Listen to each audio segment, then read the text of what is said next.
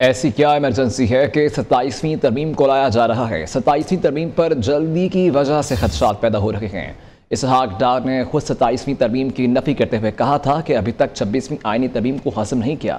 امیر جے مولانا فضل الرحمان کی صحافیوں سے گفتگو کہا 26ویں ترمیم ابھی زیر غور اور نئی ترمیم کو تھوپا جا رہا ہے، جس سے یہ تاثر پیدا ہو رہا ہے کہ طاقتور قوت پارلیمان کو ترامیم پر مجبور کر رکھی گئے اور حکومت آئین کے حوالے سے غیر سنجیدگی کا مظاہرہ کر رہی ہے۔ اس سے آئین کا کھلواڑ ہوگا، جس سے ملک اور قوم تقسیم ہوگی۔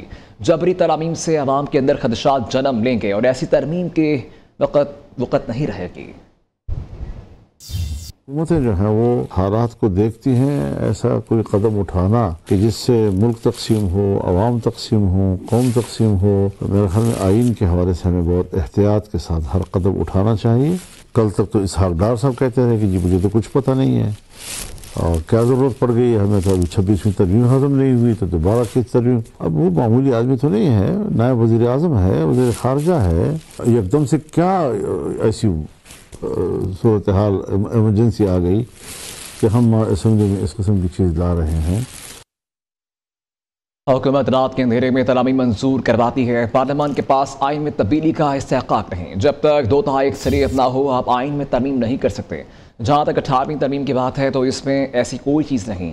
پی T I chairman barrister Gohar کی لاہور ہائی کورٹ میں میڈیا ٹاک، کہا شاہ محمود قریشی بیمار ہیں اس لیے تیمارداری کی، پنجاب میں گڈ گورننس نہیں ہے۔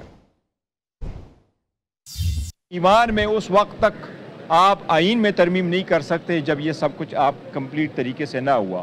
تو پہلی بات تو یہ ہے کہ ہم نہیں سمجھتے ان کے پاس کوئی ایسا استحقاق ہے کہ یہ ترمیم کرے۔